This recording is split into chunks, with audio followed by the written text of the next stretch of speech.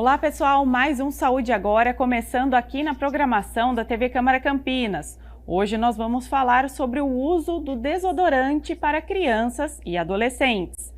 Durante a puberdade, o corpo da criança e do adolescente passa por algumas mudanças que já são esperadas e consideradas normais para essa fase. Uma delas é o surgimento do odor axilar, aquele cheirinho, sabe, mais forte que começa a aparecer principalmente após os exercícios. Mas você, pai, mãe, sabe a partir de qual idade os desodorantes estão liberados? Quem vai responder essa e outras dúvidas aqui pra gente é o endocrinologista Miguel Liberato. Miguel, muito obrigada pela sua participação aqui no Saúde é Vida. De nada, tudo bom, Ana Paula? Joia! Vamos começar então, né, doutor Miguel, nosso bate-papo aqui com essa pergunta que todo mundo quer saber a resposta, né? Afinal, a partir de quando as crianças podem usar os desodorantes? Certo, então, a primeira coisa que a gente precisa entender é quando que a gente espera que esse cheirinho já possa começar a surgir aí no desenvolvimento da criança. Como você disse, faz parte de um desenvolvimento normal aí de todas as crianças e adolescentes, mas a gente tem que estar um pouquinho aí antenado para o momento que ele surge. Então, quando ele surge antes dos 8 nas meninas ou antes dos 9 nos meninos, isso tem que chamar atenção. A partir daí, ok, isso é considerado normal e pode ter sim uma relação com o início da puberdade. Então, quando a gente fala quando que a gente pode começar a usar? Exatamente após esse período. Os desodorantes estão liberados para uso em crianças a partir dos 8 anos. Já os antitranspirantes, que aí existe uma diferença entre um e outro, estão liberados só após os 12 anos. Doutor, e qual que é essa diferença, né? Acho importante você explicar aqui para quem está acompanhando o nosso quadro a diferença e por que é liberado só após os 8 anos de idade. É porque, na verdade, os estudos, a composição aí do desodorante, eles não são aí, como que eu posso dizer, testados em crianças menores. Então, por segurança e pelo fato aí dos componentes, é liberado tanto na Anvisa quanto até mesmo fora do país, como substâncias para crianças após os 8 anos. Antes dessa idade, a gente tem aí algumas outras alternativas, mas como opção de desodorante, só após os 8. E os antitranspirantes também, só após os 8? Não, e os antitranspirantes só após os 12. Porque, na verdade, eles já agem diminuindo aí a produção de suor pelas glândulas locais. Então, eles já são um pouquinho mais agressivos para as crianças. Eles teriam, então, mais substâncias químicas, é isso, doutor? Sim, exatamente.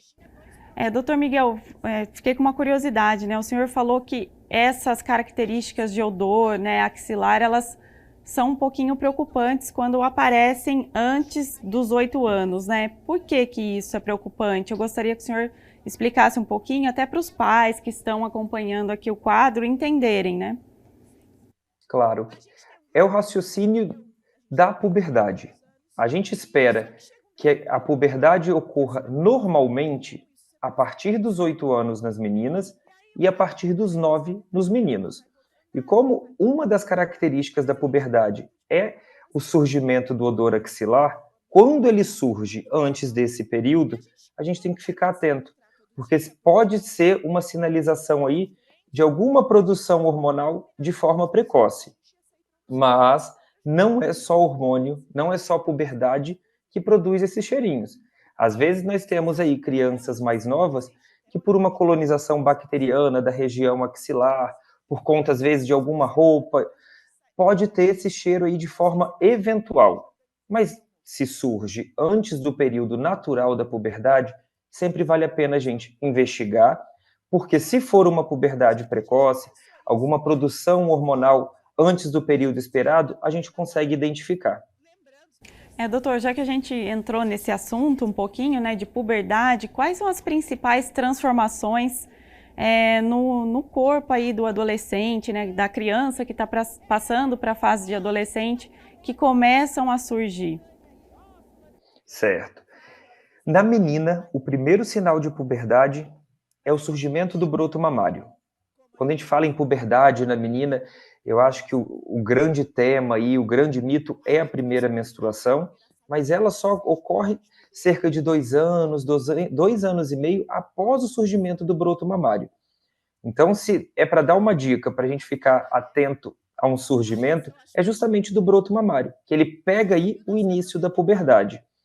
Já no menino, é um pouquinho mais difícil a identificação do sinal de puberdade, porque o primeiro sinal é o aumento do volume do testículo. Então pensa, já é um órgão que fica escondido dentro de uma bolsa e que não tem uma avaliação aí tão visual quanto a mama. Então a gente acaba tendo que ficar um pouquinho mais atento para saber que iniciou. Junto com isso, pode ter aí o desenvolvimento, o surgimento tanto do odor axilar e o surgimento dos pelos pubianos. E por isso que os pais devem ficar atentos também, né, doutor? Eu acho que na hora de comprar esses produtos, o senhor, né, como médico, tem alguma orientação, alguma dica, né, para os pais na hora de comprar ou um desodorante ou um antitranspirante? Certo. Quando a gente fala de desodorante, a primeira coisa que facilita um pouquinho a busca dos pais é procurar por linhas infantis. Mas nem todas as linhas infantis obedecem aí a orientação certinha da Anvisa. Porque um desodorante, para ser liberado para criança após os 8 anos, ele não pode ter álcool, ele não pode ter parabeno e nem alumínio. Então a gente tem que estar de olho nessa composição. Não é só porque é uma linha infantil que você vai lá e pega aquele desodorante. Então dá uma olhada, virar o rótulo e dar uma olhadinha ali na composição. Ficar atento se é um produto isento de alumínio, álcool e parabeno.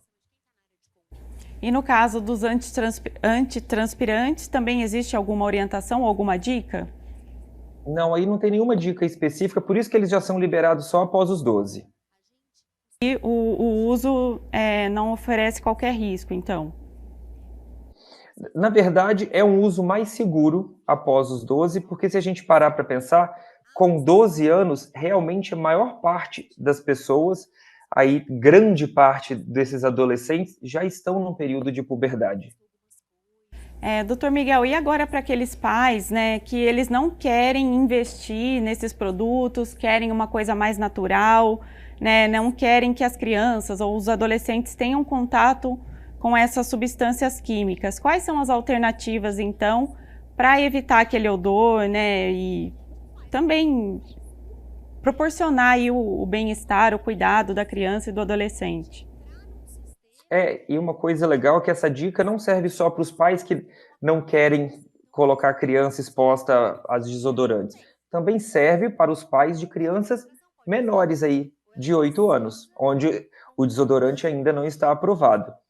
Nós temos substâncias que ajudam na limpeza, na descolonização das bactérias da região da axila, como leite de magnésio, leite de rosas, que você pode usar aí após o banho para tentar fazer uma limpeza e uma descolonização, porque muitas vezes esse cheirinho ele vem muito relacionado ao aumento da proliferação ali, da localização dessas bactérias.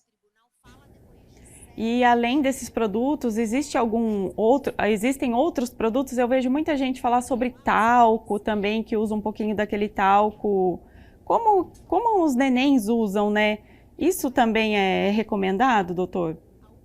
O talco já não entra tanto como uma recomendação, por ser uma região de produção aí de suor. As glândulas sudoríparas, elas funcionam. O talco pode obstruir um pouquinho essa produção de suor e acabar trazendo problemas secundários a isso. E no caso, o senhor comentou sobre o leite de magnésio, né? Como que ele seria aplicado na região das axilas? É simples? Simples. Pega o vidrinho, pode aplicar com um algodãozinho passando após o banho. Uma aplicação muito semelhante que seria ali com leite de rosas. Bem parecido, então. Uhum. E doutor, qual que é a importância, né, você como estudioso da área, desses estudos apontando aí sobre a idade ideal para o uso de desodorantes? Qual que é a importância disso, né, até mesmo para as crianças, para os pais? O que acontece? Os desodorantes, como diversos outros cosméticos, eles, dependendo da sua composição, eles podem conter ali substâncias que a gente chama de desreguladores endócrinos. O que são esses desreguladores endócrinos? São substâncias que a gente tem contato, às vezes, ao longo do nosso dia a dia, que interferem na produção de várias cascatas aí da nossa produção hormonal, não só de puberdade, como vários outros. Então, se a gente consegue proteger a criança, evitar o contato dela de forma precoce aos desreguladores endócrinos, a gente acaba trazendo uma proteção mais geral a ela. É interessante, né, doutor? Porque muita gente acha que passando um creme, um produto, aquilo é superficial, mas ele entra na corrente sanguínea, é isso? Exatamente. Na verdade, esses desreguladores endócrinos, eles podem estar presentes em esmalte, maquiagem, cremes, em diversas substâncias aí, principalmente dessa parte cosmética. Sabonetes, shampoos, você tem que estar atento realmente a isso daí. Falando, né, sobre essa desregulação que pode acontecer, então a gente teria que ficar mais atento aos produtos naturais da linha vegana. Essa seria a orientação mais ideal, a gente pode dizer? Se a gente for olhar de uma forma mais abrangente, sim, quanto mais natural for o produto, melhor para a gente. Então, a chance dele ter ali um componente que é um desregulador endócrino é menor. Então, uma forma é isso, ficar de olho em produtos mais naturais, a outra é ficar de olho em produtos de linhas infantis, mas isso também não tira completamente a chance daquele produto em específico ter um desregulador endócrino. Então, é ficar de olho ali mesmo na composição, pedir conselho ao pediatra, falar, olha, eu estou pensando, qual desodorante que você indica, qual shampoo? Geralmente as linhas infantis diminuem aí o risco de um contato com desregulador endócrino, mas tem diversas aí que tem aí componentes que não são indicados. Doutor Miguel, como a gente comentou, né, sobre essa desregulação, eu gostaria que o senhor explicasse um pouquinho o que acontece, né, quando os hormônios aí estão bagunçados, como que isso reflete, né, no corpo da criança e do adolescente? Na verdade, não tem uma forma específica e única para isso. Se a gente parar para pensar que diversas funções do nosso organismo são decorrentes, aí tem uma influência muito grande de produção hormonal, e a gente fala que hormônios são hormônios de tireoide, hormônios de puberdade, tem aí prolactina, tem diversos hormônios. Então, a manifestação clínica que a gente pode apresentar vai de acordo com a desregulação daquele eixo em específico. A grande preocupação que a gente consegue ver muito em estudos que têm aumentado é a puberdade precoce. Então, essa desregulação, esse descontrole do eixo de produção de hormônios de puberdade. Doutor, para a gente encerrar aqui nosso quadro, né, gostaria que você então reforçasse essas orientações, né, essas recomendações para os pais, né, que acompanharam aqui, que estão acompanhando, enfim, o nosso tema sobre o uso dos desodorantes. Certo. Então, eu acho que o que tem que chamar a nossa atenção, que a gente tem que estar bem atento, é o seguinte: se o odor axilar surge antes dos 8 anos nas meninas ou dos 9 nos meninos, não quer dizer que há um problema específico aí, mas essa criança merece uma avaliação. Quando ele está presente após os 8, nós temos aí a opção de usar desodorantes, desde que esses desodorantes não contenham aí na sua composição alumínio, álcool e parabeno. Já uma coisa para ficar atento também, que desodorante não é a mesma coisa que antitranspirante. Os antitranspirantes só estão liberados após os 12 anos.